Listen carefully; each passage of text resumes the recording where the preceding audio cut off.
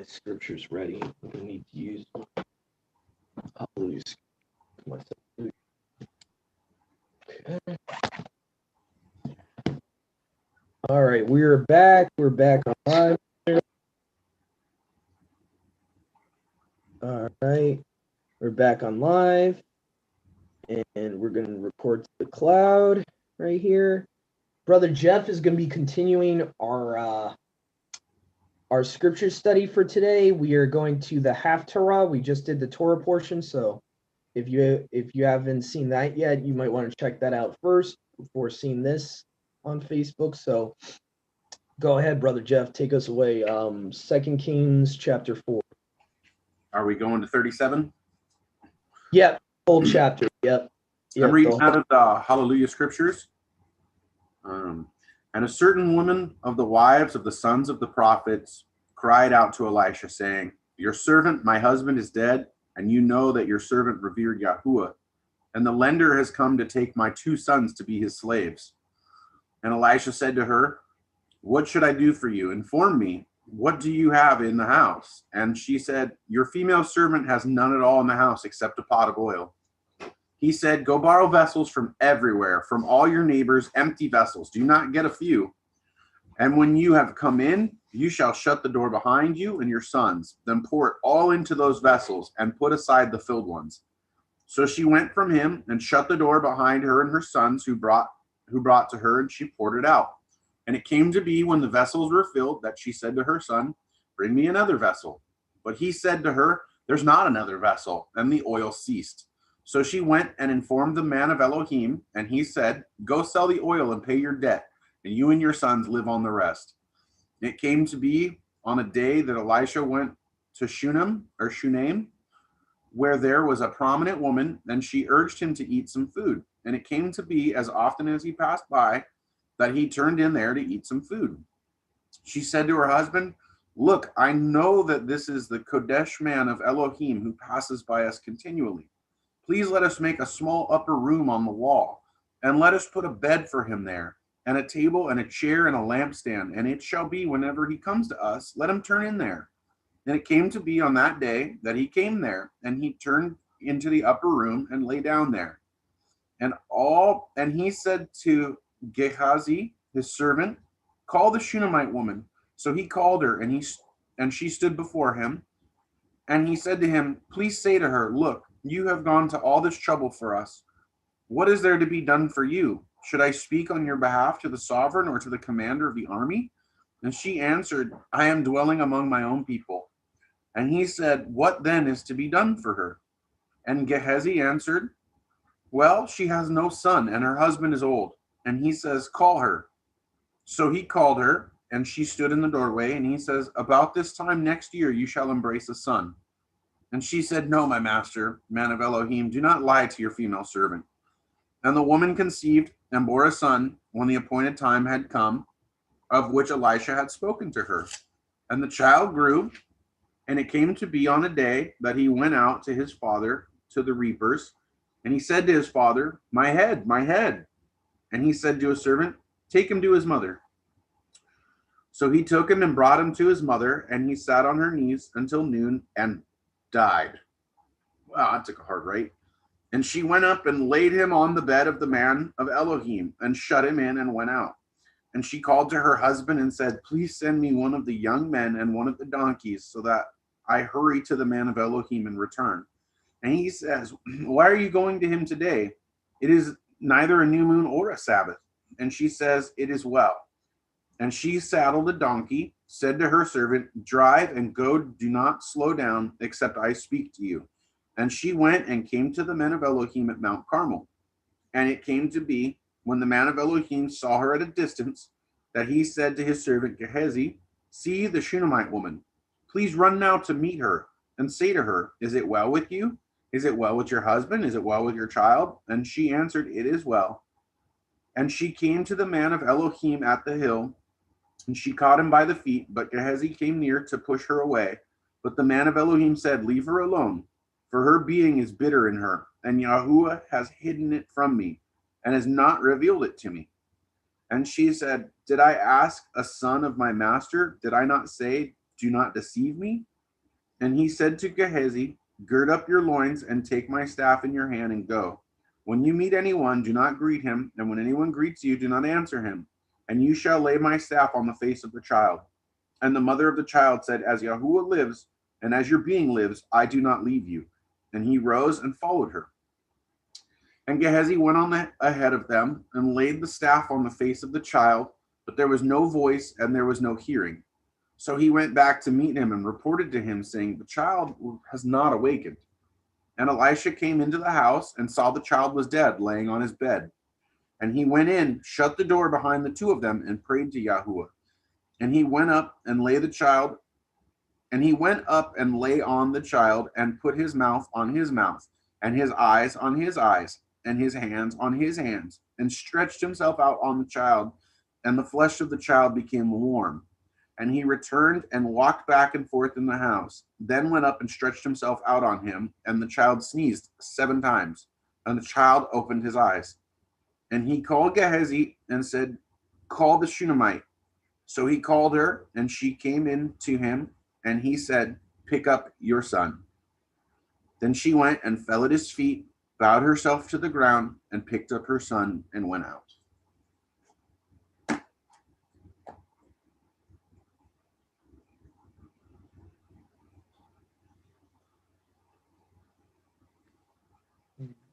Okay.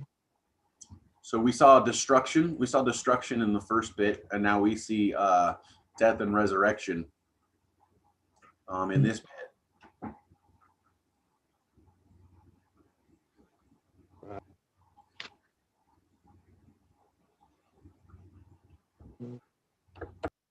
That was it. Yeah, that's pretty cool there. Already we're seeing resurrection in the Tanakh. That's actually pretty important. Yeah. Yeah. So Elisha.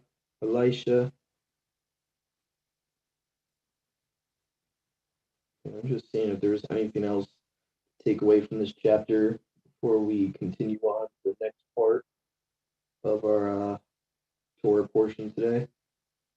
Let's see here. No, that's pretty much it. All right. Okay.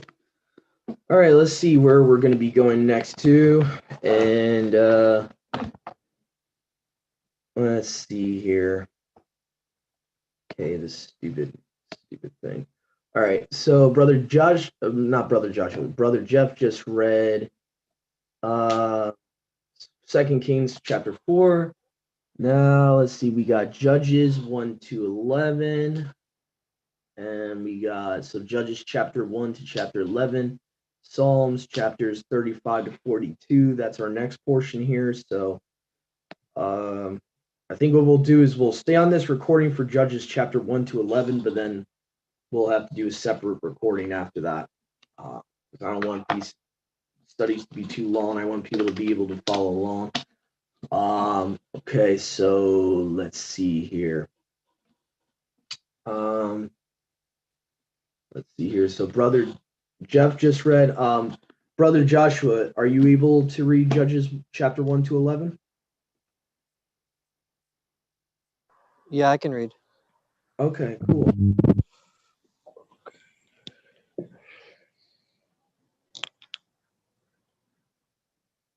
Give me 1 second. No problem, bro. One.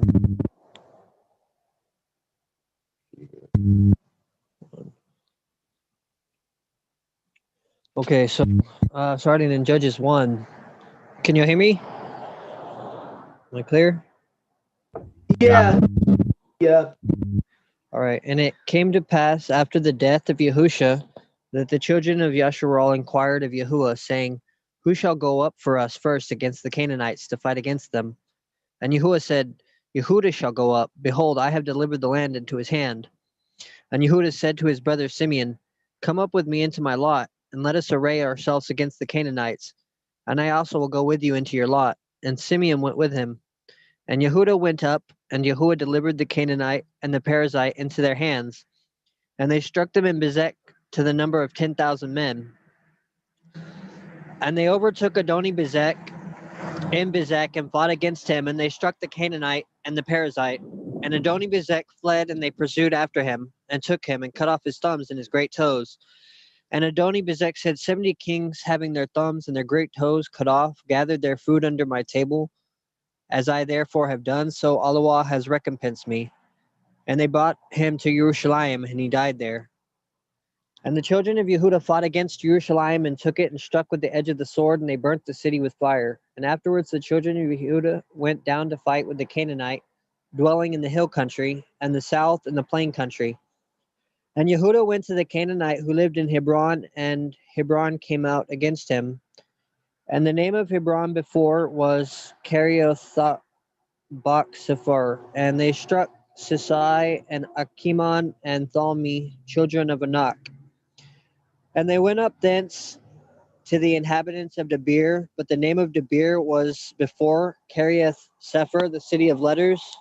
And Caleb said, whoever shall strike the city of letters shall first take it. I will give to him Asha, my daughter, to wife.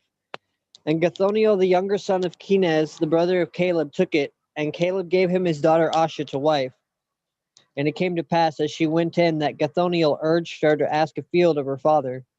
And she murmured and cried from off her donkey, you have sent me forth into a southland. And Caleb said to her, what is your request?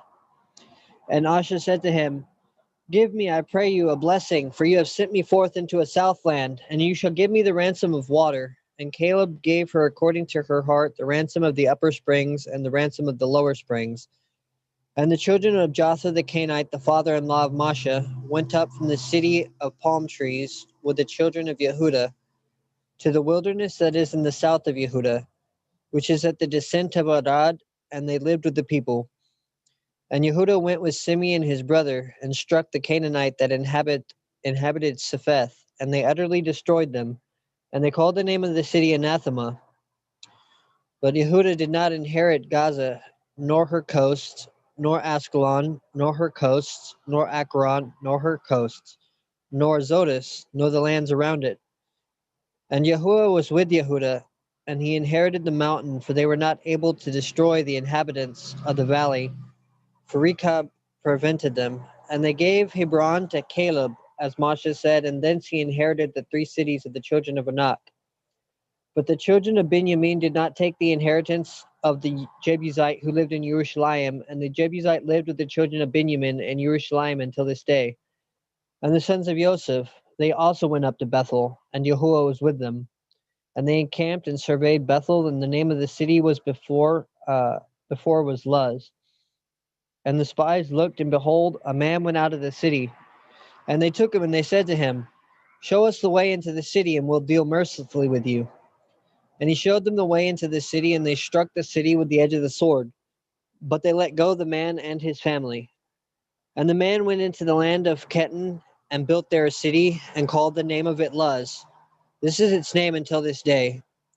But Manasseh did not drive out the inhabitants of Bethsan, which is a city of Scythians, nor her towns, nor her suburbs, nor Tanakh, nor her towns, nor the inhabitants of Dor, nor her suburbs, nor her towns, nor the inhabitant of Balak, nor her suburbs, nor her towns, nor the inhabitants of Megiddo, nor her suburbs, nor her towns, nor the inhabitants of Jeblam, nor her suburbs, nor her towns. And the Canaanite began to dwell in the land.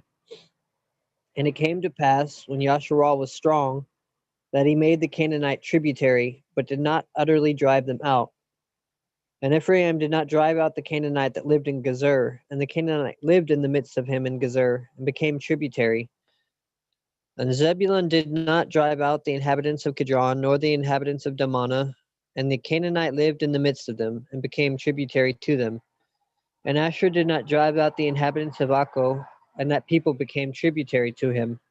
Nor the inhabitants of Dor, nor the inhabitants of Sidon, nor the inhabitants of Delaph, nor Skazi, nor Kebda, nor Nai, nor Rio. And Asur lived in the midst of the Canaanite who inhabited the land, for he could not drive him out.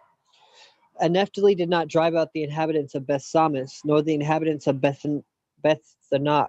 And Naphtali lived in the midst of the Canaanite who inhabited the land, but the inhabitants of Bethsamis and of Betheneth became tributary to them.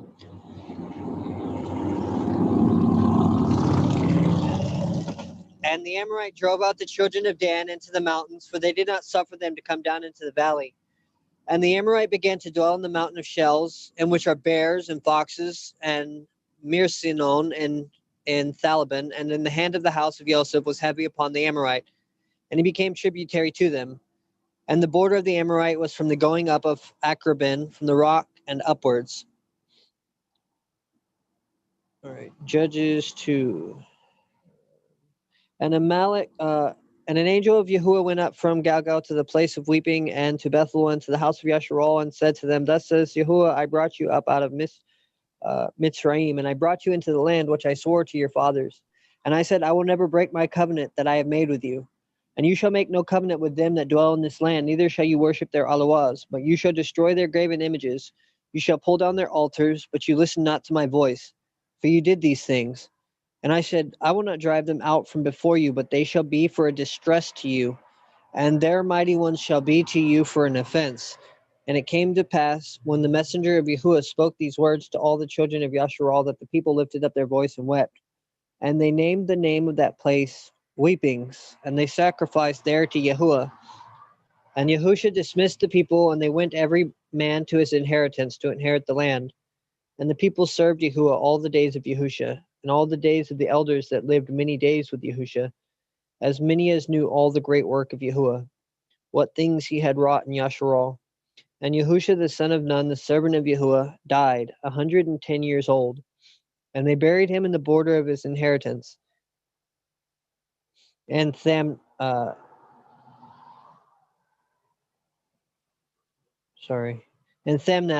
and Mount Ephraim, and the north of the mountain of Gaius, and all that generation were laid to their fathers, and another generation rose up after them who knew not Yahuwah, nor yet the work which he wrought in Yasharal.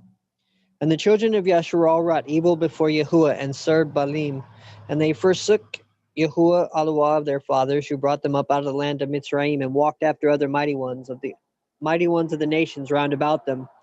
And they worshipped them, and they provoked Yahuwah, and forsook him, and served Baal and the Astartes.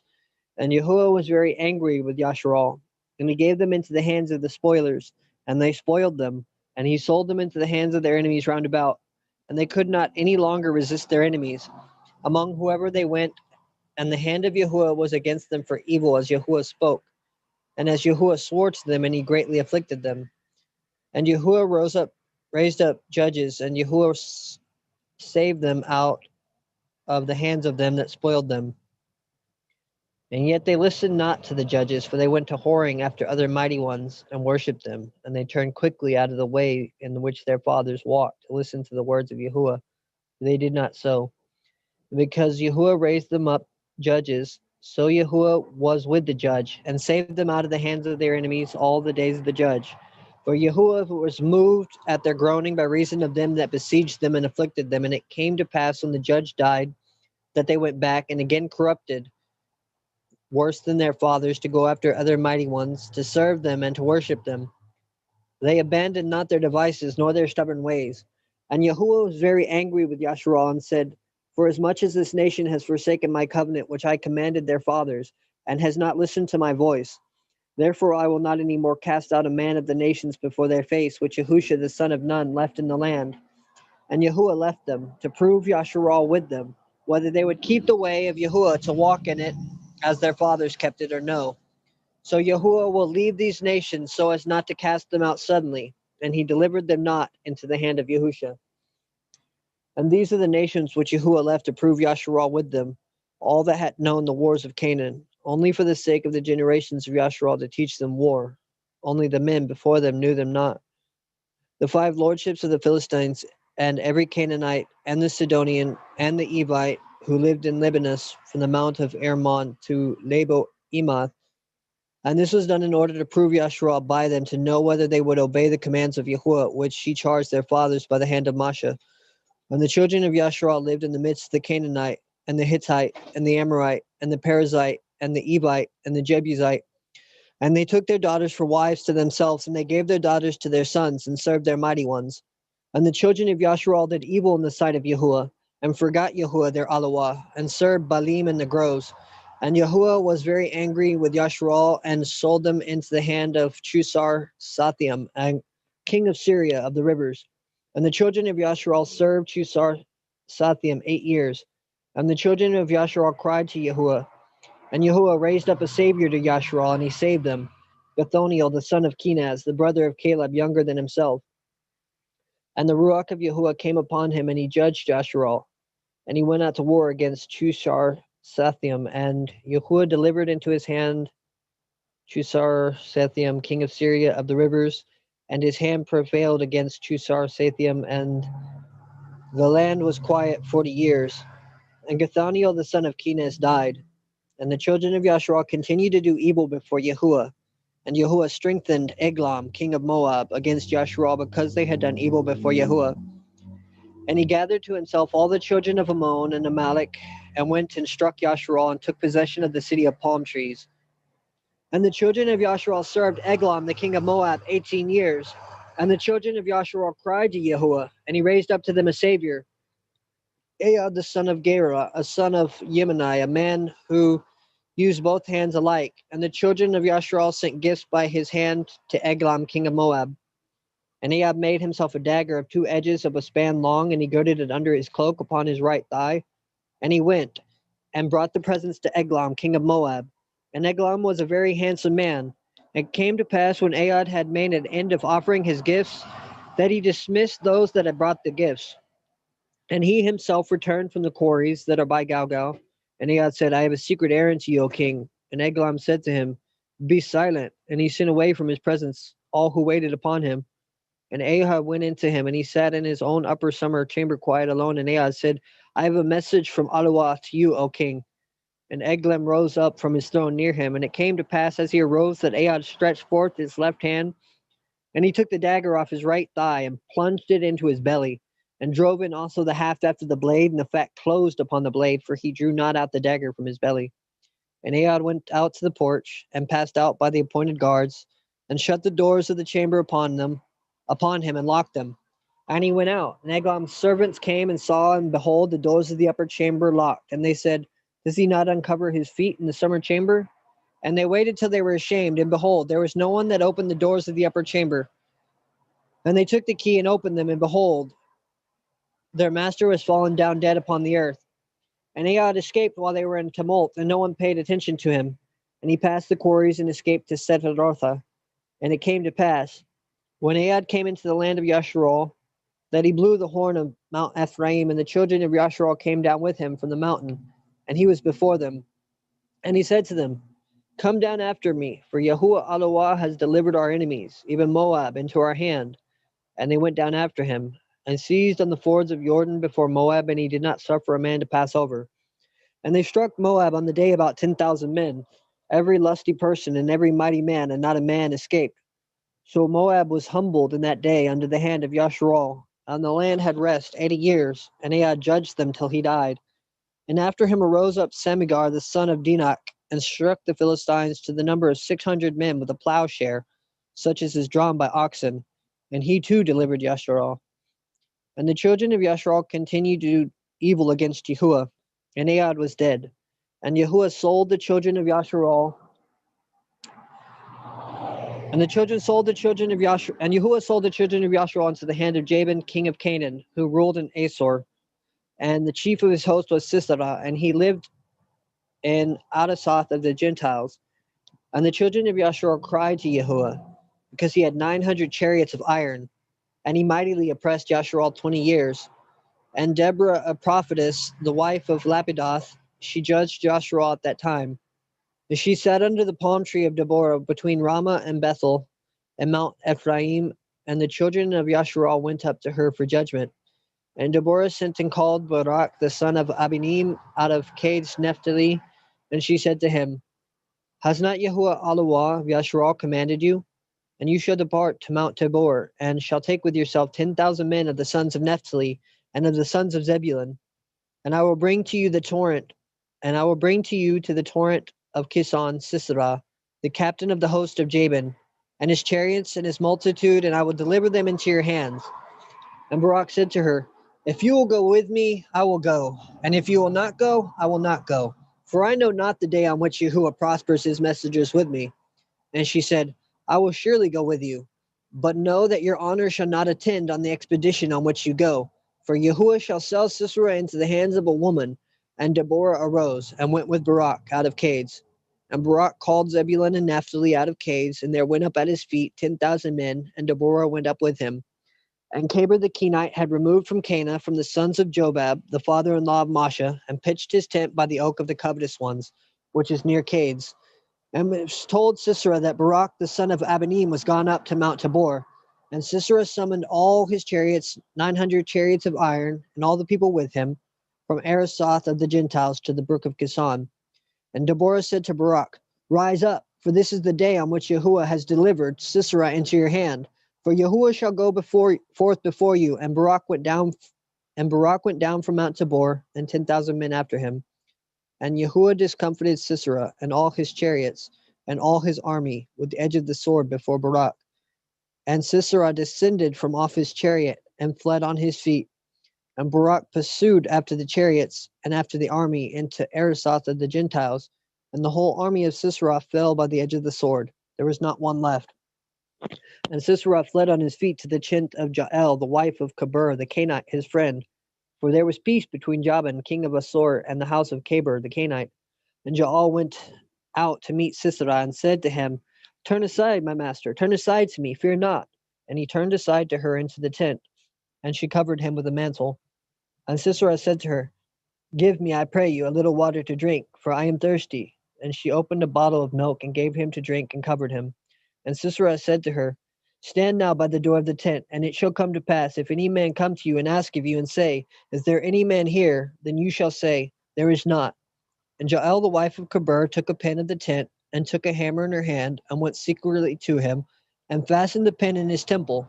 And it went through to the earth, and he fainted away, and darkness fell upon him, and he died.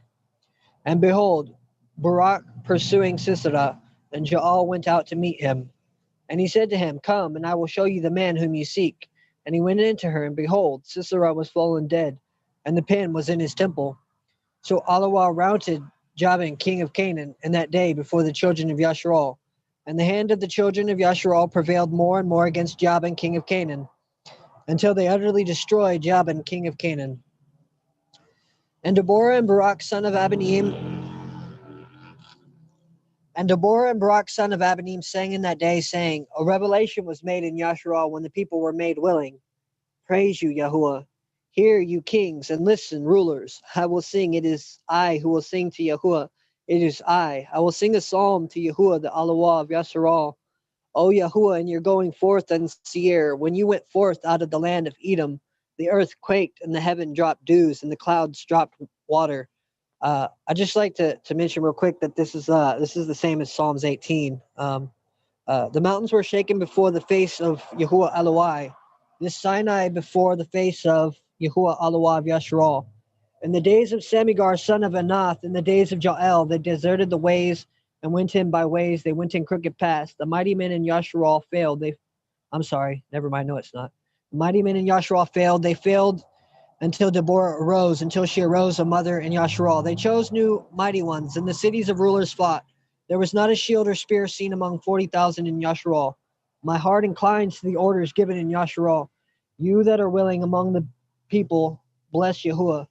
You that mount a she-donkey at noonday, you that sit on the judgment seat and walk by the roads of them that sit in judgment by the way, declare. You that are delivered from the noise of disturbers among the jars of water, there shall they relate righteous acts. O Yahuwah, increase righteous acts in Yasharal. Then the people of Yahuwah went down to the cities. Awake, awake, Deborah. Awake, awake, utter a song. Arise, Barak, and lead your captivity captive, son of Abanim. Then went down the remnant to the strong. The people of Yahuwah went down for him among the mighty ones from me.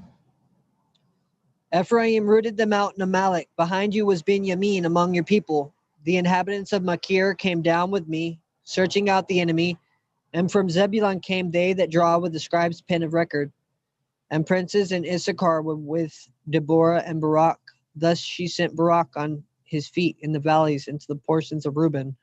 Great pangs reached to the heart. Why did they sit between the sheepfolds to hear the bleating of flocks for the divisions of Reuben? There were great searchings of heart. Galaad is on the other side of Jordan where he pitched his tents, and why does Dan remain in ships? Asher sat down in the sea coasts, and he will tabernacle at his ports.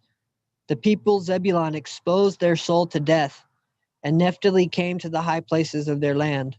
Kings set themselves in array, then the kings of Canaan fought in Tanakh at the water of Megiddo. They took no gift of money. The stars from Shamaim set themselves in array. They set themselves to fight with Sisera out of their pass.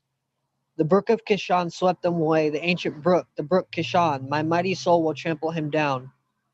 When the hoofs of the horse were entangled, his mighty ones earnestly hasted to curse Meroz. Curse you it, said the angel of Yahuwah. Cursed is every one that dwells in it, because they came not to the help of Yahuwah, to his help among the mighty. Blessed among women be Jael, wife of Kabir the Canaanite. Let her be blessed above women in tents. He asked for water. She gave him milk in a dish. She brought butter of princes. She stretched forth her left hand to the nail, and her right to the hand workman's hammer. And she struck Sisera with it. She nailed through his head and struck him. She nailed through his temples. He rolled down between her feet. He fell and lay between her feet. He bowed and fell. Where he bowed, there he fell dead. The mother of Sisera looked down through the window out of the loophole, saying, why was his chariot ashamed? Why did the wheels of his chariots wait? Her wise ladies answered her and said, and she returned answers to herself, saying, will they not find him dividing the spoil? He will surely be gracious to every man. There are spoils of dyed garments for Sisera, spoils of various dyed garments, dyed embroidered garments. They are the spoils for his neck. Thus let all your enemies perish, O Yahuwah, and they that love him shall be as the going forth of the sun in his strength. And the land had rest 40 years. 1 second.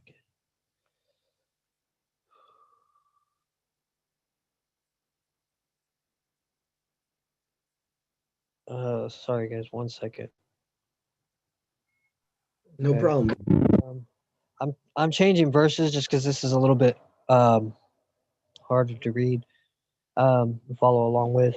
Okay, so Judges 6. And the people of Yasharal did what was evil in the sight of Yahuwah, and he gave them into the hand of Midian for 7 years. The power of Midian oppressed Yasharal. Because of Midian, the people of Yasharal made shelters for themselves from the dens in the hills, the caves, and the strongholds. It happened that at the time the Yasharalites planted their crops, the Midianites and the Amalekites and the people from the east would attack the Yasharalites. They would set up the army on the land and destroy the crops all the way to Gaza. They would leave no food in Yasharal, and no sheep, nor cattle, or donkeys. Whenever they and their livestock and tents came up, they would come as a swarm of locusts, and it was impossible to count either the people or their camels. They invaded the land in order to destroy it. Midian weakened the Yasharalites so severely that the people of Yasharal called out to Yahuwah. When the people of Yasharal called out to Yahuwah because of Midian, Yahuwah sent a prophet to the people of Yasharal. The prophet said to them, this is what Yahuwah the Allah of Yasharal says. I brought you up from Mitzrayim. I brought you out of the house of slavery. I rescued you from the hand of the Mitzrites and from the hand of all who are oppressing you. I drove them out before you, and I gave you their land. I said to you, I am Yahuwah your Allah. I commanded you not to worship the Allahs of the Amorites, in whose land you are living, but you have not obeyed my voice. Now the angel of Yahuwah came and sat under the oak in Ophrah, which belonged to Joash, while Gideon, Joash's son, was separating out the wheat by beating it on the floor in the winepress to hide it from the Midianites. The angel of Yahuwah appeared to him and said, Yahuwah is with you, strong warrior. Gideon said to him, oh, my master, if Yahuwah is with us, why then has all this happened to us? Where are all his wonderful deeds that our fathers told us about, when they said, did not Yahuwah bring us up from Mitzrayim? But now Yahuwah has abandoned us and gave us into the hand of Midian. Yahuwah looked at him and said, go in the strength you already have. Deliver Yasharal from the hand of Midian. Have I not sent you? Gideon said to him, please, Yahuwah, how can I deliver Yasharal? See, my family is the weakest in Manasseh, and I am the least important in my father's house. Yahuwah said to him, I will be with you, and you will defeat the entire Midianite army as one man. Gideon said to him, if you are pleased with me, then give me a sign that it is you who is speaking to me. Please do not leave here until I come to you and bring out my gift and set it before you. Yahuwah said, I will wait until you return. Gideon went and prepared a young goat, and from an ephah of flour he made unleavened bread. He put the meat in a basket, and he put the broth in a pot and brought them to him under the oak tree and presented them. The angel of Allah said to him, Take the meat and the unleavened bread and put them on this rock and pour out the broth over them. That is what Gideon did. Then the angel of Yahuwah reached out with the end of the staff in his hand. With it he touched the flesh and the unleavened bread. A fire went up out of the rock and consumed the meat and the unleavened bread. Then the angel of Yahuwah went away, and Gideon could no longer see him. Gideon understood that this was the angel of Yahuwah. Gideon said, Ah, Yahuwah Allah, for I have seen the angel of Yahuwah face to face. Yahuwah said,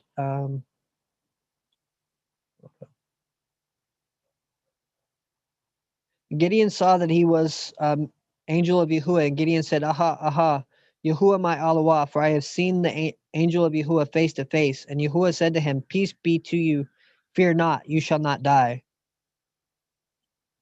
And Gideon built the altar there to Yahuwah. He called it Yahuwah is Shalom. To this day it still stands at Ophrah of the clan of Abiezer. That night Yahuwah said to him, Take your father's bull and a second bull that is 7 years old, and pull apart the altar of Baal that belongs to your father, and cut down the Asherah that is beside it. Build an altar to Yahuwah your Allah on the top of this place of refuge, and construct it the correct way. Offer the second bull as a burnt offering using the wood from the Asherah that you cut down. So Gideon took 10 of his servants and did as Yahuwah had told him. But because he was too afraid of his father's household and the men of the town to do it during the day, he did it at night. In the morning when the men of the town got up, the altar of Baal was broken down, and the Asherah that was beside it was cut down, and the second bull had been offered on the altar that had been built. The men of the city said to one another, Who has done this? When they talked with others and searched for answers, they said, Gideon, son of Joash, has done this thing. Then the men of the town said to Joash, Bring out your son so that he may be put to death, because he pulled apart the altar of Baal, and because he has cut down the Asherah beside it. Joash said to all who opposed him, Will you plead the case for Baal? Will you save him? Whoever pleads the case for him, let him be put to death while it is still morning. If Baal is a mighty one, let him defend himself when someone pulls his altar apart. Therefore, on that day, they called Gideon Jerub-Baal, because he said, Let Baal defend himself against him, because Gideon broke down Baal's altar. Now all the Midianites, the Amalekites, and the people of the east gathered together. They crossed over the Jordan and camped in the valley of Jezreel. But the spirit of Yahuwah came over Gideon. Gideon blew a trumpet, calling out the clan of Abiezer so they might follow him. He sent messengers all through Manasseh, and they too were called out to follow him. He also sent messengers to Asher, Zebulun, and Naphtali, and they went up to meet him. Gideon said to Allah, If you intend to use me to save Yasharal, as you have said, look, I am putting a woolen fleece on the threshing floor. If there is dew only on the fleece and it is dry on all the ground, then I will know that you will use me to save Yasharal, as you said. This is what happened. Gideon rose early the next morning. He pressed the fleece together and wrung out the dew from the fleece, enough to fill a bowl of water. Then Gideon said to Yahuwah, Do not be angry with me. I will speak one more time. Please allow me one more test using the fleece. This time, make the fleece dry and let there be dew on all the ground around it. Allah did what he asked for that night. The fleece was dry, and there was dew on all the ground around it. Then Jerub-Baal, that is Gideon, rose up early, and all the people who were with him, and they encamped beside the spring of Harod. The camp of Midian was to their north, in the valley near the hill of Moreh. Yahuwah said to Gideon, There are too many soldiers for me to give you victory over the Midianites, so that Yasharal may not boast over me, saying, Our own power has saved us. Now therefore, proclaim in the ears of the people, and say, Whoever is afraid, whoever trembles, let him return and depart from Mount Gilead. So 22,000 people went away, and 10,000 remained. Yahuwah said to Gideon, The people are still too many. Take them down to the water, and I will make their number smaller for you. There. If I say to you, This one will go with you, he will go with you. But if I say, This one will not go with you, he will not go. So Gideon brought the people down to the water, and Yahuwah said to him, Separate everyone who laps up the water, as a dog laps from those who kneel down to drink. 300 men lapped. The rest of the men kneeled down to drink water. Yahuwah said to Gideon, with the 300 men who lapped, I will rescue you and give you victory over the Midianites. Let every other man go back to his own place. So those who were chosen took their supplies and their trumpets. Gideon sent away all the men of Yasharal, every man to his tent, but he kept the 300 men. Now the Midian camp was down below him in the valley. That same night Yahuwah said to him, Get up, attack the camp, for I am going to give you victory over it. But if you are afraid to go down to the camp with Purah your servant, and listen to what they are saying, and your courage will be strengthened to attack the camp. So Gideon went with Purah his servant down to the guard posts of the camp. The Midianites, the Amalekites, and the people of the east settled along in the valley as thick as a cloud of locusts. Their camels were more than could be counted. There were more in number than the grains on the sand on the seashore. When Gideon arrived there, a man was telling a dream to his companion. The man said, Look, I had a dream, and I saw a round loaf of barley bread tumbling into the camp of Midian. It came to the tent and hit it so hard that it fell down and turned it upside down so that it lay flat. The other man said, This is nothing other than the sword of Gideon, the son of Joash, the Yasharite. Allah has given him victory over Midian and all their army. When Gideon heard the retelling of the dream and its interpretation, he bowed down in worship. And he went back to the camp of Yasharal and said, Get up, Yahuwah has given you victory over the Midian army. He divided the 300 men into 3 groups, and he gave them all trumpets and empty jars with torches inside each jar. He said to them, Look at me and do what I do. Watch, when I come to the edge of the camp, you must do what I do. When I blow the trumpet, I and all who are with me, then blow your trumpets also on every side of the entire camp, and shout for Yahuwah and for Gideon. So Gideon and the 100 men who were with him came to the edge of the camp, right at the beginning of the middle watch, just as the Midianites were changing guard. They blew the trumpets and broke the jars that were in their hands. The 3 companies blew the trumpets and broke the jars. They held the torches in their left hands and the trumpets in their right hands to blow them. They shouted out, The sword of Yahuwah and of Gideon. Every man stood in his place around the camp, and all the Midianite army ran. They shouted and ran away. When they blew the 300 trumpets, Yahuwah set every Midianite man's sword against his comrades and against all their army. The army fled as far as Bethshittah toward Zidah, as far as the border of Abel Meholah near Tabath. The men of Yasharal from Naphtali, Asher, and all Manasseh were called out, and they went over Midian. Gideon sent messengers throughout all the hill country of Ephraim, saying, Go down against Midian and take control of the Jordan River as far as Beth-barah to stop them. So all the men of Ephraim gathered together and took control of the waters as far as Beth-barah and the Jordan River. And they captured the 2 princes of Midian, Oreb and Zeb. They killed Oreb at the rock of Oreb, and they killed Zeb at the winepress of Zeb. They went after the Midianites, and they brought the heads of Oreb and Zeb to Gideon, who was on the other side of Jordan. Judges 8. The men of Ephraim said to Gideon, What is this you have done to us? You did not call us when you went to fight against Midian. Then they had a violent argument with him. He said to them, What have I done now compared to you? Are not the gleanings of Ephraim's grapes better than the full grape harvest of Abiezer? Allah has given you victory over the princes of Midian, Oreb and Zeb. What have I accomplished compared to you? Their anger toward him died down when he said this. Gideon came to the Jordan and crossed over it, he and the 300 men who were with him. They were exhausted, yet they still kept up the pursuit. He said to the men of Sukkoth, Please give loaves of bread to the people who follow me, for they are exhausted, and I am pursuing Zeba and Zalmunna, the kings of Midian. Then the officials said, Are the hands of Zeba and Zalmunna now in your hand? Why should we give bread to your army? Gideon said, When Yahuwah has given us victory over Zeba and Zalmunna, I will tear your skin with the desert thorns and briars.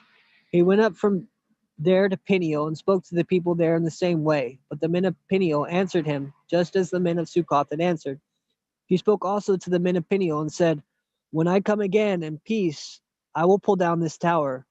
Now Zeba and Zalmunna were in Karkor with their army. about 50,000 men, all who remained out of the entire army of the people of the east.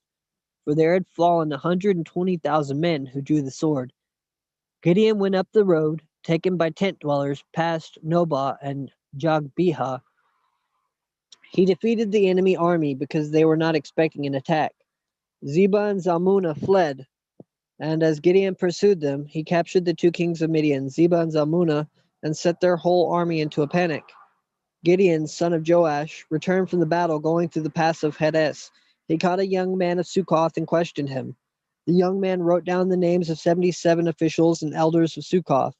Gideon came to the men of Succoth and said, "Look at Zebah and Zalmunna, about whom you mocked me, and said, 'Have you already conquered Zebah and Zalmunna? We do not know that we should give bread to your army.'"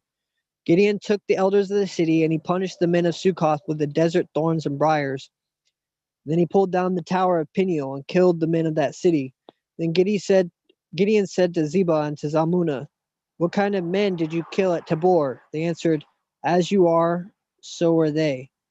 Every one of them looked like the son of a king." Gideon said, "They were my brothers, the sons of my mother. As Yahuwah lives, if you had saved them alive, I would not kill you." He said to Jether, his firstborn, "Get up and kill them." But the young man did not draw his sword, for he was afraid, because he was still a young boy. Then Zebah and Zalmunna said, "Get up yourself and kill us, for as the man is, so is his strength." Gideon rose and killed Zebah and Zalmunna. He also took off the crescent-shaped ornaments that were on their camels' necks. Then the men of Yasharal said to Gideon, "Rule over us, you, your son, and your grandson, because you have saved us out of the hand of Midian." Gideon said to them, "I will not rule over you, neither will my son rule over you. Yahuwah will rule over you." Gideon said to them, "Let me make a request of you. Every one of you would give me the earrings from his plunder." The Midianites had golden earrings because they were Ishmaelites. They answered, "We are glad to give them to you." They spread out a cloak, and every man threw on it the earrings from his plunder. The weight of the golden earrings that he requested was 1,700 shekels of gold. This plunder was in addition to the crescent ornaments, the pendants, the purple clothing that was worn by the kings of Midian, and in addition to the chains that had been around their camels' necks. Gideon made an ephod out of the earrings and put it in his city, in Ophrah, and all Yasharal prostituted themselves by worshiping it there. It became a trap for Gideon and for those in his house. So Midian was subdued before the people of Yasharal, and they did not raise their heads up again. So the land had peace for 40 years in the days of Gideon. Jerubbaal, son of Joash, went and lived in his own house. Gideon had 70 sons, who were his descendants, for he had many wives. His concubine was in Shechem, also bore him a son, and Gideon gave him the name Abimelech. Gideon, son of Joash, died at a good old age and was buried in the tomb of Joash, his father, at Ophrah of the clan of Abiezer. It came about as soon as Gideon was dead, the people of Yasharal turned again and prostituted themselves by worshiping the Baals. They made Baal Berith their Aluah. The people of Yasharal did not remember to honor Yahuwah, their Aluah, who had rescued them from the hand of all their enemies on every side. They did not keep their promises to the house of Jerubbaal, that is, Gideon, in return for all the good he had done in Yasharal. Somebody else want to take over? I think 9, 10, 11. Think you only got like Yeah, 3 more sure. chapters? Sure, I could take over, bro. So chapter 9, you said? Yeah, or chapter 9. Okay, all right, cool. All right, here. And Abimelech, son of Jerubbaal, went to Shechem to his. I'm just gonna mute real quick. Okay. And Abimelech, son of Jerubbaal, went to Shechem to his mother's brothers and spoke with them and with all the clan of the house of his mother's fathers, saying, "Please speak in the hearing of all the masters of Shechem, which is better for you that 70 men, all the sons of Jerubbaal, rule over you, or that one man rule over you, and you shall remember that I am your own flesh and blood." And his mother's brothers spoke all these words concerning him in the hearing of all the masters of Shechem, and their heart inclined toward Abimelech, for they said, "He is our brother." And they gave him 70 pieces of silver from the house of Baal Berith, in which Abimelech hired worthless and reckless men, and they followed him. And he went to his father's house at Ophrah and slew his brothers, the 70 sons of Yerubbaal, on one stone. But Jotham, the youngest son of Yerubbaal, was left, because he hid himself. And all the masters of Shechem gathered together, and all of Beth Milo, and they went and made Abimelech king, besides the terebinth tree at the post that was in Shechem. And they informed Jotham, and he went and stood on top of Mount Gerizim and lifted his voice and cried out and said to them, "Hear me, you masters of Shechem, and let Alua hear you." The trees went forth to anoint a king over them, and they said to the olive tree, "Reign over us." And the olive tree said to them, "Shall I leave my oil, which they esteem mighty ones and men, go to sway over trees?" Then the trees said to the fig tree, "Come, reign over us." And the fig tree said to them, "Shall I leave my sweetness and my taupe fruit, and go to sway over trees?"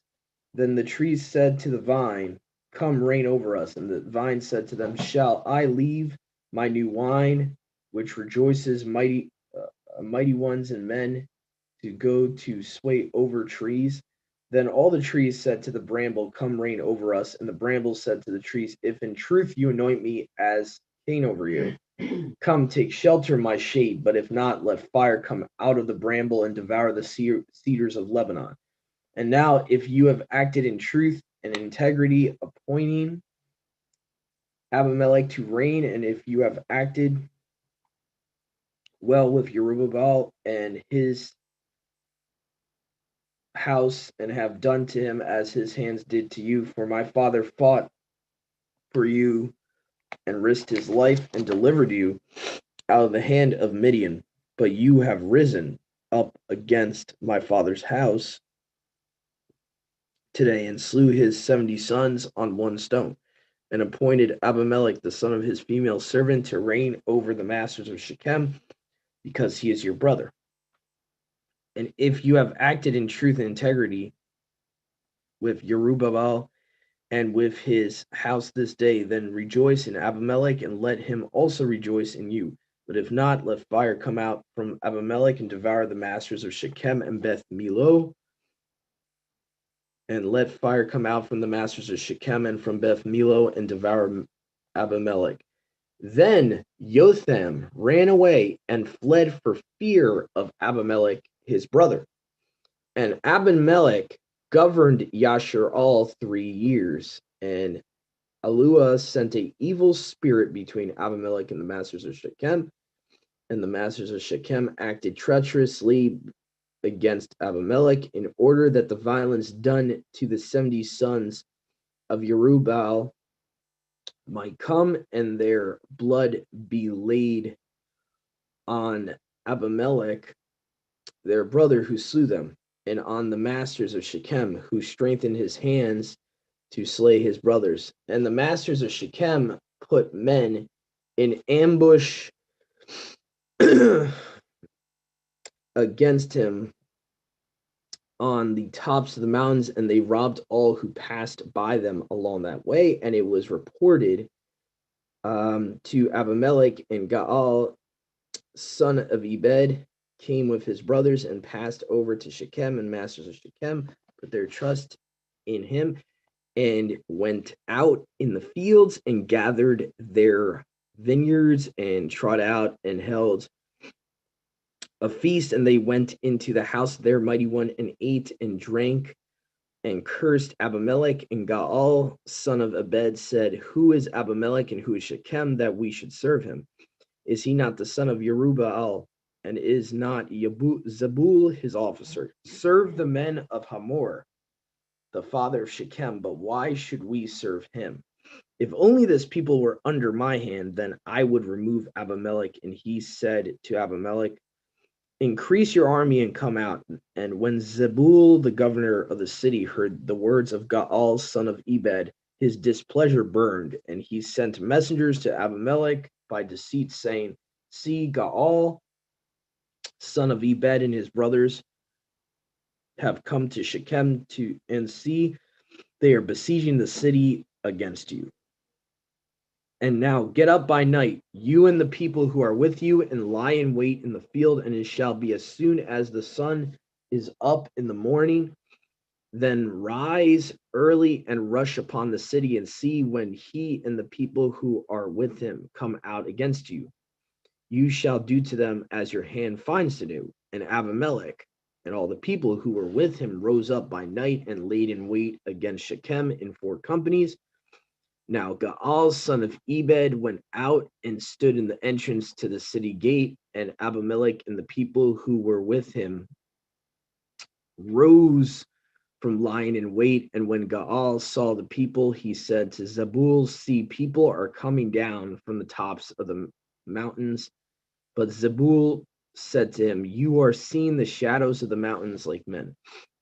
And Gaal spoke again and said, see, people are coming down from the high part of the land, and another company is coming down from diviner's terebinth tree. And Zebul said to him, now, where is your mouth with which you have said, who is Abimelech, that we should serve him?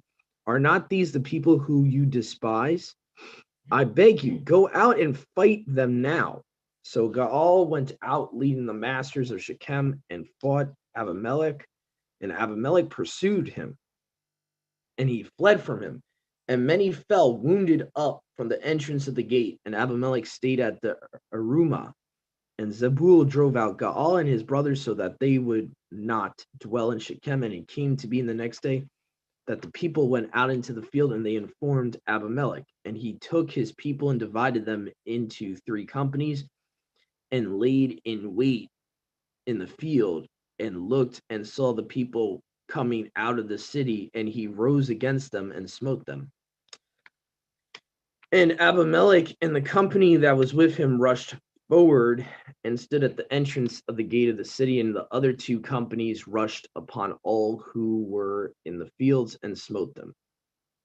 And Abimelech fought against the city all that day, and captured the city, and slew the people who were in it.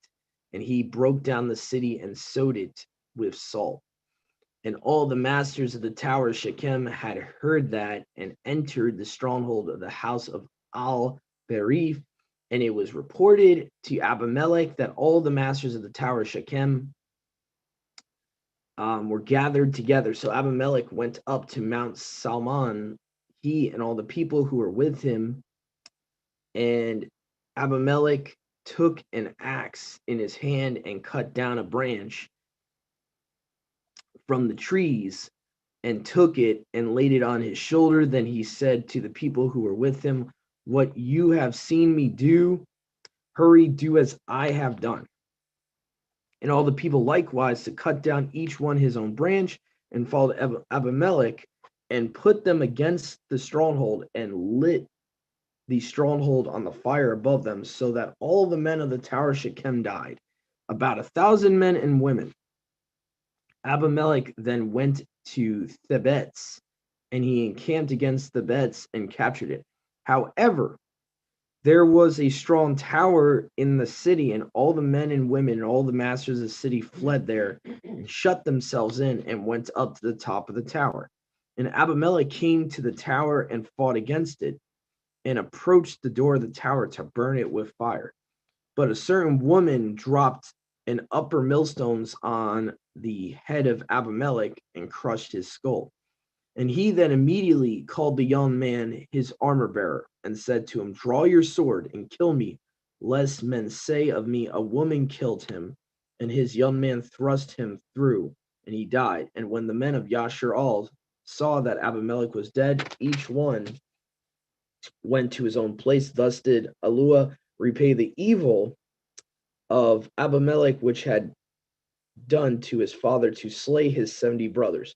And all the evil of the men of Shechem, Alua turned back on their own heads, and the curse of Jotham, the son of Jerubbaal, came on them. And after that, Abimelech there arose Tola, son of Puah. So we're now at chapter 10 here.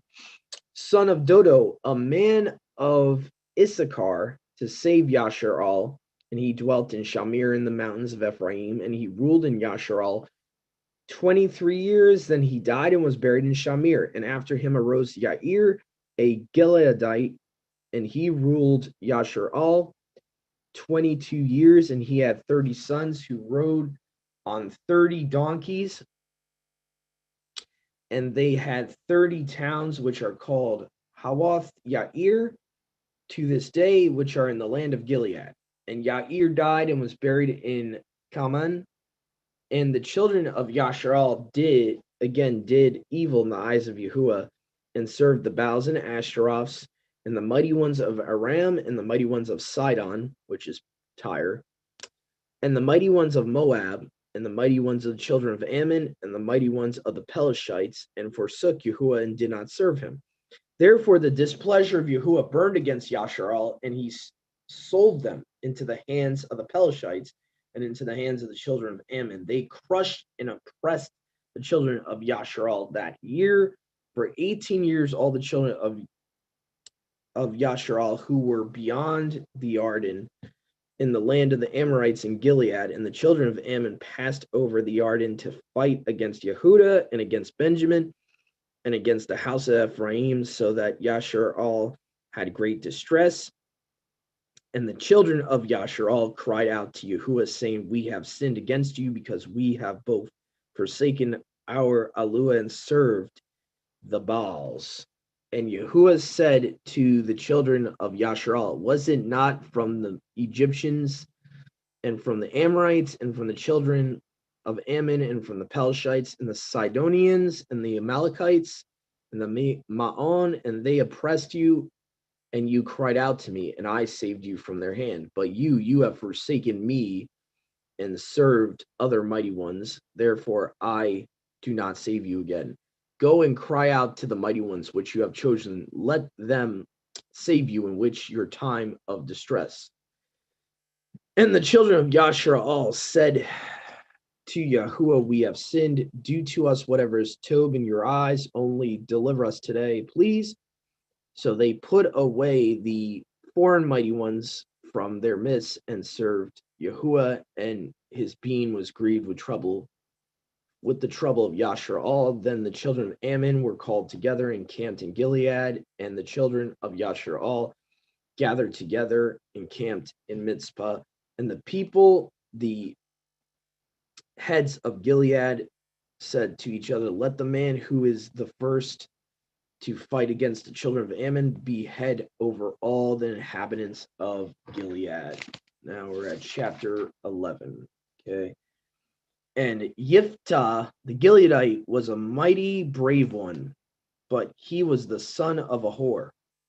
And Gilead brought forth Yiftah, and the wife of Gilead bore sons. And when his wife's sons grew up, they drove Yiftah out and said to him, you shall not have an inheritance in the house of our father, for you are the son of another woman. And Yiftah fled from his brothers and dwelt in the land of Tub. And worthless men banded together with Yiftah and went out with him. And it came to be some time later that the children of Ammon fought against Yasharal, and it came to be when the children of Ammon fought against Yasharal that the elders of Gilead went to bring Yiftah out of the land of Tub. And they said to Yiftah, come, and you shall be our commander, and let us fight against the children of Ammon. But Yiftah said to the elders of Gilead, do you not hate me and drive me from my father's house? Why have you come to me now when you are in trouble? And the elders of Gilead said to Yiftah, that is what the reason we have turned to you, that you shall go with us and fight against the children of Ammon and be our head over all the inhabitants of Gilead.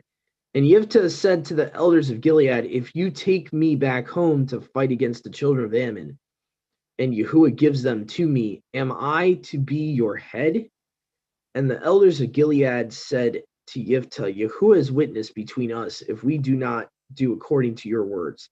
Then Yiftah with the elders of Gilead and the people put him over them as head and commander. And Yiftah spoke all his words before Yahuwah in Mizpah.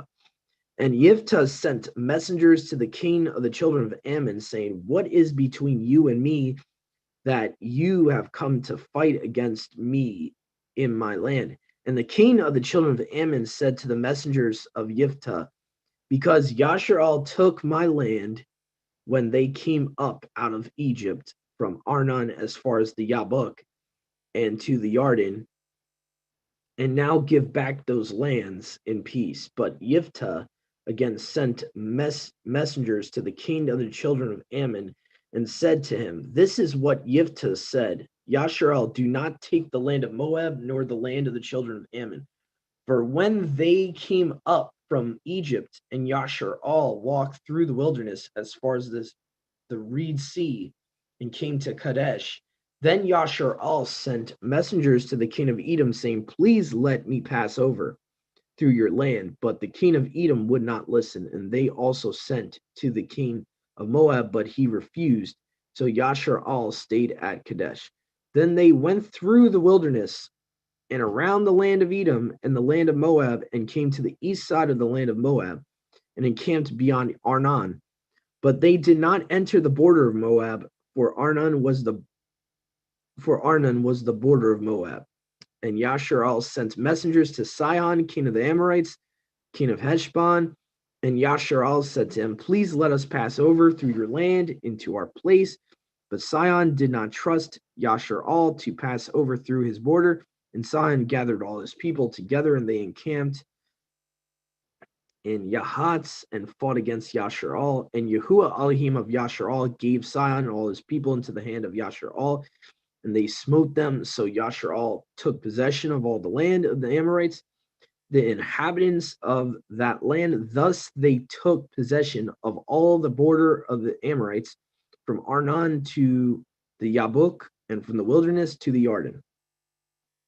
And now Yahuwah Elohim of Yasharal has driven out the Amorites from before his people. Yasharal, should you then possess it? Whatever Chemosh, your mighty one, gives you to possess, do you not possess it? And all that which Yahuwah our Eluah takes possession of before us, we possess. And now, are you any better than Balak, son of Zippor, king of Moab? Did he ever strive against Yasharal? Did he ever fight against them? While Yasharal dwelt in Heshbon and its villages, and in Aroer and its villages, and in all the cities along the banks of Arnon, for 300 years, why did you not recover them within that time? So I have not sinned against you. But you are doing me evil by fighting against me. Let Yahuwah the judge today between the children of Yasharal and the children of Ammon. But the king of the children of Ammon did not listen to the words which Yiftah sent him. And the Ruach of Yahuwah came upon Yiftah, and he passed through Gilead and Manasseh, and passed through Mitzpah of Gilead. And from Mitzpah of Gilead he passed on toward the children of Ammon. And Yiftah made a vow to Yahuwah and said, if you give the children of Ammon into my hands, then it shall be that whatever comes out of the doors of my house to meet me when I return in peace from the children of Ammon shall belong to Yahuwah. Oh, that's a stupid vow. We'll see later why it's a stupid vow. And I shall offer it up as a burnt offering. Okay, so now he's saying a vow to Yahuwah of a burnt offering. Anyone that comes into his house, so even if his daughter comes into his house. So just saying. Yiftah then passed on toward the children of Ammon to fight against them, and Yahuwah gave them into his hands. And he smote them from Aroer as far as Minith, 20 cities, and to Abel Keramim, with a very great smiting. Thus the children of Ammon were humbled before the children of Yasharal. And Yiftah came to his house at Mitzpah and saw his daughter coming out to meet him with timbrels and dancing. Now, except for her, he had neither son nor daughter. So this is his only child. And it came to be, when he saw her, that he tore his garments and said, O my daughter, you have brought me very low, and you are among those who trouble me, and I have given my word to Yahuwah. I am unable to turn back. And she said to him, My father, if you have given your word to Yahuwah, do to me according to what has gone out of your mouth, because Yahuwah has taken vengeance for you upon your enemies, the children of Ammon. And she said to her father, let this be done for me. Let me alone for 2 months, and let me go and wander on the mountains and bewail my maidenhood, or my virginity, my friends and I. Then he said, go, and he sent her away for 2 months. She went with her friends and bewailed her maidenhood on the mountains. And it came to be at the end of 2 months that she returned to her father, and he did to her as she had vowed, as he had vowed. And she knew no man, and it became a law in Yasharal that the daughters of Yasharal went every year for 4 days to lament the daughter of Yiftah, the Gileadite. So that is chapter 12 there. Probably, oh no, that's chapter 11, I mean. So that's a big lesson in the last chapter that we just read here. So you got, that's why Yahusha says, let your yes be yes, your no be no. Okay? You don't promise things that are going to come back to bite you. So, and just explanation, because I know some non-believers, that they're watching this, are going to say, oh, see, this is why we don't believe in the Bible. Let me explain that Yahuwah does not require child sacrifice. That's number one, what I want to say.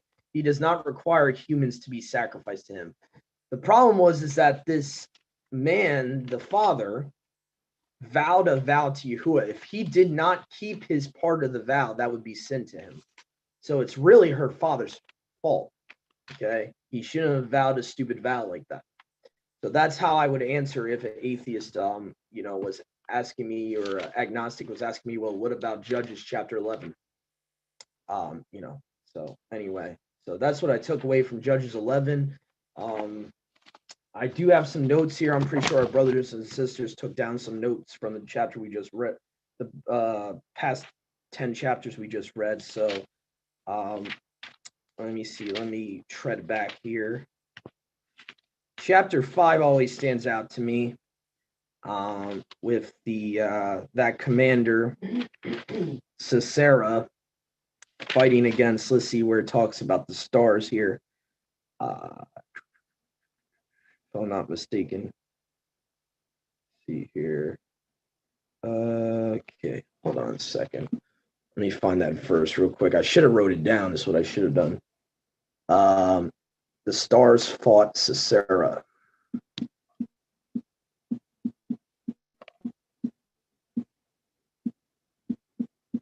Sisera. All right. That would be Judges 5:20. Okay, verse 20 of this chapter always screams out to me, because we've been raised with this stupid heliocentrism. Okay. All right. So how are stars gas planets if they're fighting? They're physically fighting. Okay. The stars are fighting against a human commander. Okay. So obviously stars are one and the same as the host of heaven. Okay. They are angels. They are able to fight people. They are able, the angel of Yahuwah wiped out 185,000 men when Yasharal was oppressed by the Assyrian. Okay, so obviously stars are not what we've been taught they are. So I thought that kind of jumped out to me in chapter 5.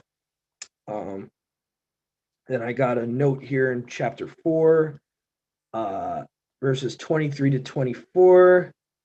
On that day, Alua humbled Yabin, king of Canaan, in the presence of the children of Yasharal, and the hand of the children of Yasharal grew stronger and stronger against Yabin, king of Canaan, until they had cut off Yabin, king of Canaan. So this king of the Canaanites, Yahuwah delivered to them, and they actually destroyed him.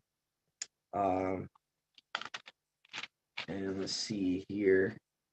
Then I have a big note from Judges chapter 3 here. Okay, so let's see here. Yeah, chapter 3, verse 3 says the princes, the Pelashites, the Canaanites, the Sidonians, the Hivites who dwelt in Mount Lebanon from Mount Baal Hermon. Thought that was pretty interesting because if you read the book of Enoch, that's where the Watchers came down, Mount Hermon. Okay, pretty interesting. And I find it interesting it's not just called Mount Hermon, but Mount Baal Hermon. So thought that's kind of interesting. Let's see here. They would not obey the commands of Yahuwah. The children of Yasharal dwelt in the midst of the Canaanites, Hittites, Amorites, Perizzites, Hivites, Jebusites, and they took their daughters. Yeah, verse 6 really stood out to me. They took their daughters to be their wives, which is a direct transgression in Yahuwah's law there. They're not supposed to take those specific tribes' daughters under any circumstances. It's the actual commandment not to take their daughters, not to intermingle. Okay. And they served their mighty ones, so that's another transgression they did. Thus the children of Yasharal did evil in the eyes of Yahuwah and forgot Yahuwah their Alua and served the Baals and the Ashtaroths, which if you do a little bit of archaeological research and research into a lot of the mythologies, the Baals and Ashtaroths would just essentially be different linguistic versions of the same two false gods that were actually originally people on this earth. They were Nimrod and his wife / mother. In many different mythologies that are known by different names. That's why it's in plural, the Baalim, because there's different variations of Baal, Nimrod throughout the ages. Zeus, Apollo, Jupiter, this one, that one. Baal was known by the Phoenicians as Baal, but to the Egyptians, he would have been Osiris. So that's probably why it's in plural there in the Hebrew. And also the Asherahs, because you have multiple different Asherahs. Isis, to the Egyptians, she would have been Diana to the Greeks, to the Ephesians, okay, so on and so forth. So that kind of stood out to me. I also have verses 15 to 16 written down here. And when the children of Yasharal cried out to Yahuwah, Yahuwah raised up a savior for them. So we see how Yahuwah can raise up humans to be a type of savior, a deliverer. And it seems like this Ehud here is like a type of Messiah too, because it says Ehud made himself in verse 16 a sword. It was a double-edged sword or double-edged, and an amma in length, and he girded it under his long robe on his right thigh. I just find it interesting because Yahusha is the actual double-edged sword. He is the word of Yahuwah, which is a double-edged sword, which you can find in the book of Hebrews. Do you remember what chapter and verse that is, Mom? Was that Hebrews 12:4? I'm not sure. But I believe in the book of Hebrews you can find that in chapter 12, verse 4, I believe, or it might be 4, verse 12. Let me just check that real quick. I'm going to go on my shared screen here, go on my Bible app and just check to make sure. Yeah, I think it's actually chapter 4, verse 12. So, all right. Okay. Let's go back here. Hebrews 4:12, and I'm using my quick Bible app here. Okay. Yeah. For the word of Yahuwah is quick and powerful and sharper than any two-edged sword. It's piercing, even to the dividing as under soul and spirit. Just to explain, soul is actually soul is like your essence, and spirit is what Yahuwah gave you.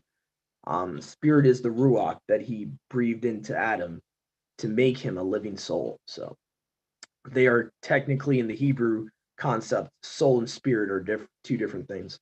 And of the joints and marrow, and is a discerner of thoughts and intentions of the heart. So that kind of came to my mind when I was looking at Judges 3:15 to 16. So let's see here if there's anything else I've written down here. Verse 27, I wanted to look at in the Septuagint real quick just to see if there's any huge difference here. Just real quick. And I think after we go through these notes here, we'll take a break for the group. We'll take like a half an hour break. I know people got to stretch, have coffee or whatever. Let's see here. All right. And it came to pass when Ahud came into the land of Yasharel that he blew the horn in Mount Ephraim, and the children of Yasharel came down with him from the mountain, and he was before them. The reason I wanted to check this was I just wanted to see, because sometimes where the Masoretic will say horn or shofar, sometimes it's actually referring to the trumpet. Sometimes it's different in the Septuagint. Let me just see here. Okay. Oh, no. Okay. Okay. All right. So it is different from the Salpinks. It's similar, though. It's related to Salpinks. So it's actually the sound of blowing a trumpet. Okay. All right. Salpizo instead of Salpinks. Okay. It's still practically the same things. It's the sound of a silver trumpet. Okay. That's not a big deal there. Okay. Anyway, I just wanted to check that. I do have a couple of notes from chapter 2 and chapter 1. Yep, go ahead, Gibsons. Go ahead. Yeah, I've got kind of remarking on some of the things that you remarked on in Judges 2 and 3. In 2, verse 11, it says, "Then the children of Israel did evil in the eyes of Yahuwah and served the Baals." And 12, "And forsook Yahuwah Elohim of their fathers, who had brought them out of the lands of Mitzrayim, and went after other mighty ones, and the mighty ones of the peoples who were all around them. And they bowed down to them to provoke Yahuwah, and forsook Yahuwah, and served Baals and Ashtaroths. And the displeasure of Yahuwah burned against Israel." And then in 3, let me see here. Give me 1 second. 3, I'm looking for the ones about sons and daughters here. Transgressed my covenant in 3. Oh yeah, 6. And thus the children, I'll start in 5. "Thus the children of Israel dwelt in the midst of the Canaanites, the Hittites, the Amorites, the Perizzites, the Hivites, and the Jebusites, and took their daughters to be their wives, and gave their daughters to their sons, and served their mighty ones. Thus the children of Israel did evil in the eyes of Yahuwah, forgot Yahuwah their Elohim, and served Baals and Asherahs." So this happens again to Solomon. This happens to Solomon in his later years with his wives that lead him astray, right? And then we see if we go to Ezra 9, we can see it talked about again.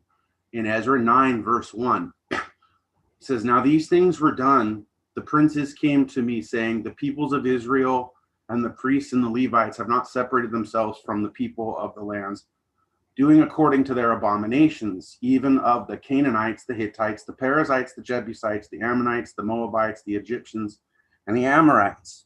Right? So we just read about those people right here in Judges, and it says that they lived among these people and intermingled and served their mighty ones, right? And then it says, "For they have taken of their daughters for themselves and for their sons, so that the holy seed have mingled themselves with the people of those lands." Right? They're mingling seed. Right? "Yea, the hand of the princes and rulers hath been chief in this trespass. And when I heard this thing, I rent my garment and my mantle, and plucked off the hair of my head and of my beard, and sat down astonied. And they were assembled unto me, everyone that trembled at the words of the Elohim of Israel, because of the transgression of those that had been carried away. And I sat astonied until the evening sacrifice." Let me go down here real quick. There's one more. Instead of reading the whole thing, I just want to shoot down here. Command of the servants and prophets. Oh, okay. And now, in verse 10, "And now our Elohim, what shall we say after this? For we have forsaken thy commandments, which thou hast commanded by the servants the prophets, saying, the land unto which ye go to possess is an unclean land, with the filthiness of the people of the lands, with their abominations, which have filled it from one end to another with their uncleanness. Now therefore, in verse 12, now therefore give not your daughters unto their sons, neither take their daughters unto your sons, nor seek their peace or their wealth forever, that ye may be strong and eat the good of the land and leave it for an inheritance to your children forever. So when he's saying in verse 12 that you may be strong and eat good of the land and leave it for an inheritance, he's speaking of righteousness and following blessings of following the commands, and by extension not worshiping idols and going after other mighty ones. And we see in Ezra 9 when he's talking about intermingling seed with these foreign nations, literally by name, the Canaanites, the Hittites, the Perizzites, the Jebusites, the Ammonites, right? All of them. He's literally saying, by extension, they're marrying and intermingling their seed, and they're being carried away by their mighty ones. They're worshiping other mighty ones. It's like somebody who has kids that's born into a strange religion. Those kids grow up with that strange religion, you know? And so it's a real problem in Yahuwah's eyes because it's offending the children away from Yahuwah. They're growing up not knowing Yahuwah and knowing only other mighty ones. So it's a real big deal in Yahuwah's eyes to do that to children. And so what we keep seeing over and over with intermarriage and intermingling, the problem, the evil, the hot displeasure that keeps coming from it, and it's almost, you can't disconnect the two, is the worship of other mighty ones. And what keeps coming up over and over again as the problem is worship of other mighty ones, and because they sacrifice their children and do sexual rituals and worship the sun and the moon and do everything wrong that the angels taught them, that they brought with them. And I would like to pause it, or at least keep an eye on this theme, because one thing I'm not seeing when he's angry is Yahuwah is not saying, I'm angry with you because you're having children with funny genetics, or the blood is weird. But he is saying, you're sinning, you're transgressing the commands, you're idol worshiping, you're going after false gods, having other gods before Yahuwah, and he says he's a jealous God, a jealous Elohim, he's a jealous mighty one. But I just want to keep an eye out for this idea of intermarriage, just because how we can see with Solomon, the problem Solomon had, and how we can read here in Ezra 9, the problem that was referred back to that we just read about in Judges. And all of it has no reference to offspring as offspring, but offspring that worship other mighty ones, but that's all. I just, they're breaking hands. It's something they have control of, Yeah. I mean, I do get your point, but also you got to realize that he doesn't have to actually say that. That's by association, the Amorites were giants. By association, the Canaanites were giants. Of course it's not just the worship that he's worried about. He is worried about the genome. He is worried about that. Because if it gets mixed, there is no Messiah coming from the line. So I don't want to devalue the genetics part of it too. It's both, because that is important. If the genome gets screwed up, there is no Yahusha coming from Judah. But if he prophesied it, there is. If he prophesied it and said it, it doesn't matter what is going to happen. It's going to happen. And why didn't he close? But he needs Jeff, a human line for Yahusha to come through. That's what I'm trying to say. That prophecy becomes null and void if the human DNA gets completely corrupted to the point where they're not humans anymore, where there's not one human anymore, and they're all corrupted. That prophecy can't come true. So he obviously, that's part of it. It's part of his he's definitely concerned with them intermingling with them, even on a genetic perspective, not just worship idols. So that's the only point I was trying to make. Can we get that? Can we get that from Scripture and Scripture alone? Can we gain that from a Scripture in the Bible? Can we show that he was worried and that no Messiah could come if there was some sort of genetic mess up in there, or do we have to add to the text to make it happen? I don't have to add to it because it's common sense. Giants are not of his creation. They're not his creation.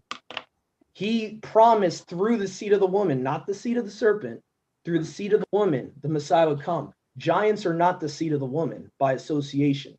So that breaks the messianic prophecy in Genesis 3:15. I don't have to see it literally in the text. It literally, by association, breaks that messianic prophecy. Literally, it would break that the seed of the woman is humankind, not hybrids. Right. The seed of the woman is actual humans coming from Eve, coming from her lineage, not some hybrids. So the hybrids, by definition, are the seed of Satan, literally. I'm not trying to challenge you or nothing. I'm just looking at what's in the text and the cross references given, and just trying to take from only the text that what's here and for what it says, only, and that's all. I'm not going in. I'm not thinking about Enoch. I'm just thinking about the passages we're reading. Oh no, I'm not saying you're in. I'm not saying that either. I'm not talking about Enoch either. I'm talking about Genesis 3 alone. I can take that alone and get that idea. That it says the seed of the woman. It's her physical seed. It has to be. It can't be. I mean, we can do another study about this, but there's other teachers like Chuck Missler that don't use extra biblical books that show there's a constant attack. If it's possible that that a hybrid, that Yahuwah could use a hybrid to bring a savior, then there's no point for Satan to constantly attack the lineage of mankind. Seed of woman though is a messianic prophecy about a virgin birth, because it says seed of woman as opposed to seed of man, right? Yeah. Because the seed comes from the man, and generally when they refer to seed of man, it's seed of man, and this is the only time it's seed of woman, and because he is actually born only of the woman and of the spirit, there was no man involved, and so I feel it like it's, at least in my mind, it's a prophecy about a woman only being involved in the spirit, and not necessarily a human woman only. But the fact that it's the seed of woman means she gave birth, not, you know what I mean? You get what I'm saying, right? I get what you're saying, but I would disagree. It has to be a human woman, according to the way Yahuwah says in his own law. You do not mix seeds. He's not going to use a hybrid to bring the Messiah. He's not going to use abomination, to put it in layman's terms, to bring the Messiah. Zakai has a question too when you're done. I'm sorry, so we don't forget. Yep, go ahead. No, please. I'm sorry. We just keep going past her. She's been trying to ask for a bunch now, and we just keep talking past her. But it's okay, no problem. We can talk about this more off the record, so we can.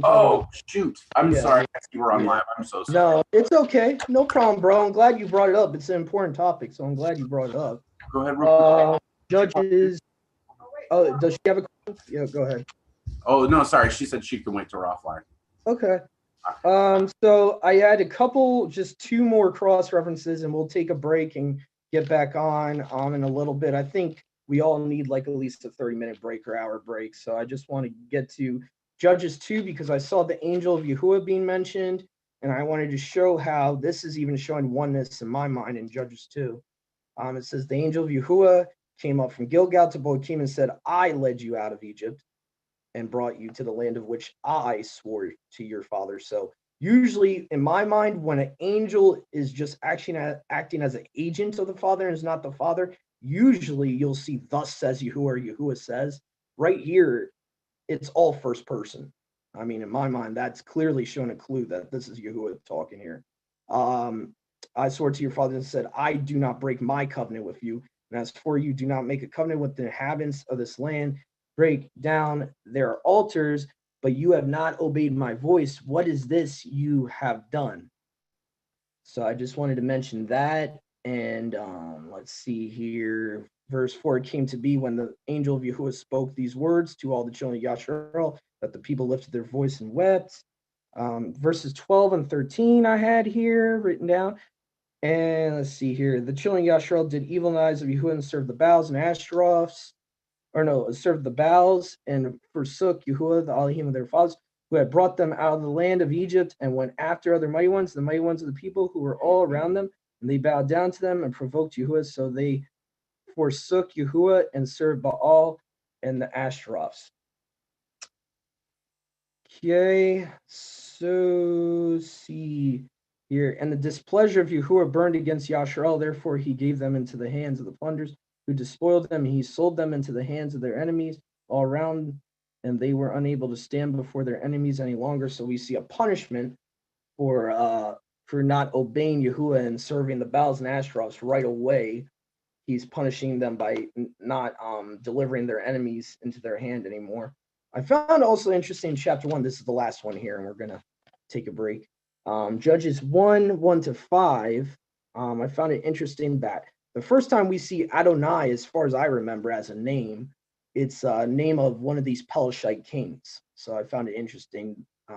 Adonai Bezek is this king of Bezek, and he's a Pelishite. And from what I've researched, Adonai originally goes back to this god Adonis, who is Baal. So it's very possible this guy's name is Adonai Bezek because they're worshippers of Baal, possibly. That's kind of a theory of mine, why he would be named Adonai Bezek. So found that kind of interesting. That's pretty much it. So please stay tuned, everyone. We'll be right back. We're going to take a little break, and we'll probably be back in about a half an hour to an hour. So please stay tuned. And thank you for joining us. I hope you're enjoying this study, and I hope this is edifying and you're getting something out of it.